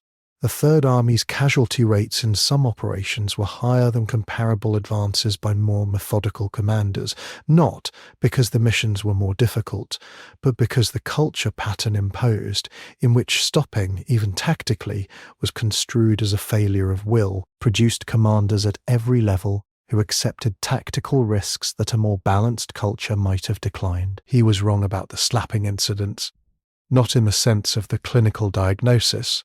Both men were in fact suffering from conditions that the Army's own medical manuals classified as combat exhaustion, but in the deeper sense that his conviction that he was right about what they needed, expressed with the authority of a commanding general in a hospital ward, tells us something about the limits of his empathy that the battlefield record obscures. He was wrong about the peace in a way that was less excusable than his tactical errors. A man of his intelligence who could not perceive that comparing the Nazi Party to American political parties in the summer of 1945, in Germany, at the end of a war that had produced Ohrdruf, was not a useful contribution to the administration of the occupied country, was a man whose judgment had been calibrated by war in ways that did not translate to the requirements of what came after it. Montgomery was right about preparation. The Normandy landing plan was right. The insistence on training, on the proper resourcing of operations before they were launched, on the relationship between commander and soldier that placed the soldier's survival within the calculation of operational possibility, these things were right, and they were right in ways that the British Army of 1914 to 1918 had demonstrated at enormous cost. El Alamein was right. The Overlord Plan was right. The management of the northern shoulder of the bulge was right. These were real contributions that the historical balance sheet requires in the credit column before any accounting of the debit side. He was wrong about himself in the most consequential possible way. Market Garden was wrong not because the concept was absurd.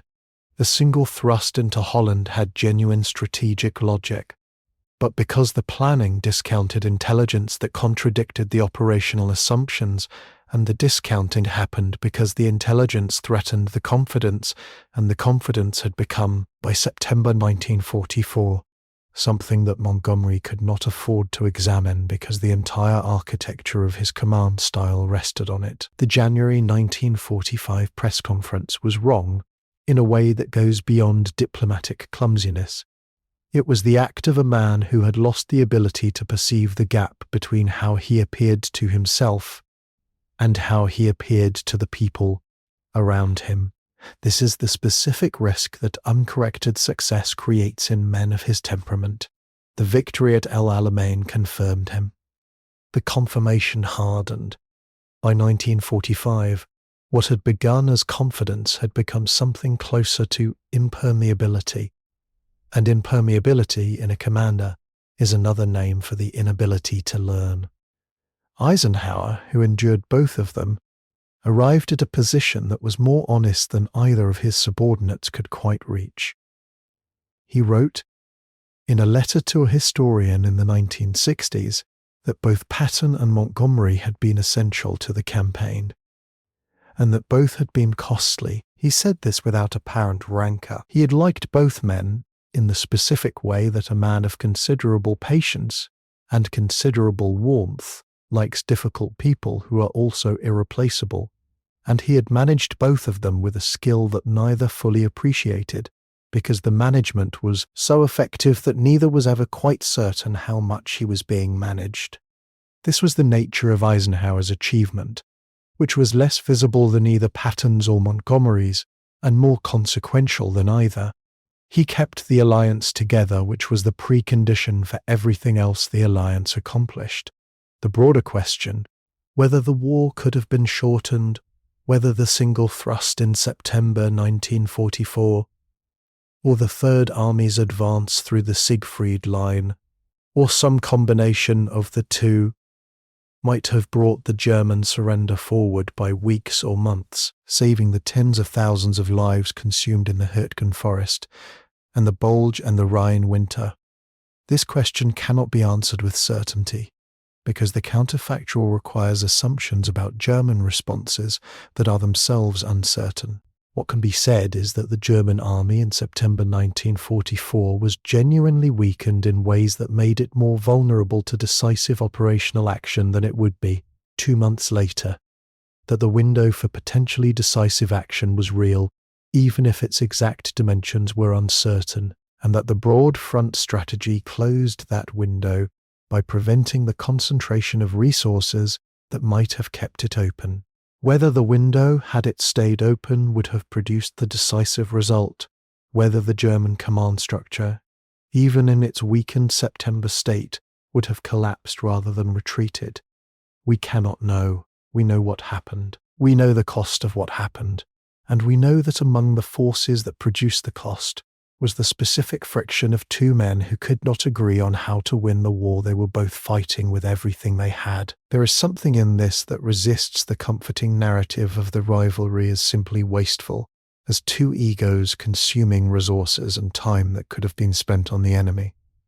The comforting narrative is not wrong, exactly. It identifies a real cost, but it misses the way that the rivalry also functioned, from the perspective of the German command, as a strategic problem that could not be solved. The Germans had to defend against both of them. They could not fully concentrate against Montgomery's threat in the north without exposing themselves to Patton in the south. They could not fully concentrate against Patton without leaving Montgomery's axis open. The rivalry that was draining the alliance from the inside was, viewed from the other side of the line, one of the things that made the alliance impossible to defeat decisively in any single sector. It came at you from everywhere. It demanded responses in too many directions simultaneously. It was, in its own way, a form of force multiplication that neither man intended and neither would have acknowledged. This is the uncomfortable truth about human friction in large organizations, that it sometimes does harm and sometimes does good, and that the line between the two is rarely visible from inside the friction itself. Patton could not see how his threat in the south protected Montgomery's advance. Montgomery could not see how his grinding pressure at Caen created the conditions for Patton's breakout. Each man, from within his own operational reality, experienced the other as obstacle and irritant. Neither could see the whole. This is the condition of all command in war of sufficient complexity. The commander who can see the whole is not fighting at the operational level. He is somewhere else, looking at a map, and the map is not the territory, and the territory contains people who cannot be reduced to symbols on a map, and who are doing things that no map anticipated and dying in ways that no plan specified. The plan and the reality have always been different things, and the commanders who cannot update their plans as the reality develops are dangerous, and the commanders who can update too easily are also dangerous, and the war sorts through them all and keeps the ones who are dangerous in exactly the right ways at exactly the right moments. Patton and Montgomery were dangerous, each in his own way, each at costs that the historical balance sheet records with precision, each too at contributions that the same balance sheet cannot simply subtract without producing an answer that makes no sense of the war that actually happened. The armies they commanded are gone. The men who served in them are gone. The farmland around Falaise has been planted and harvested for 80 years, and the craters are memory now, the memory of geologists who can still find the soil disturbance, but who have to look for it because the field does not announce what happened there, does not advertise its cost, does not maintain in its surface any permanent record of the equation that was solved in August 1944, at prices that the fields have since covered over with grass and grain and the ordinary productivity of European agricultural land. The Rhine flows as it flowed before. It flows past the place where the 5th Infantry Division crossed in assault boats in the darkness of March 22nd. and the water there has no memory of boats or men or the particular quality of courage required to paddle across a winter river under fire, which is not the courage of certainty, but the courage of motion, the decision to begin moving and not to stop. Patton's grave at Ham is visited by Americans.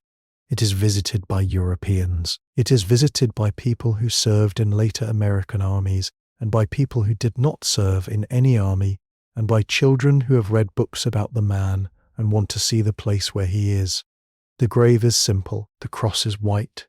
His name is on it, in the style of the other crosses around it, without particular distinction, which was what he asked for, though it was not what he would have predicted for himself in the hours of his greatest confidence. Montgomery's beret is in the Imperial War Museum in London, displayed in a case with other personal effects of the Second World War's senior British commanders. It is a black beret. It has a badge. It is smaller than you expect when you see it.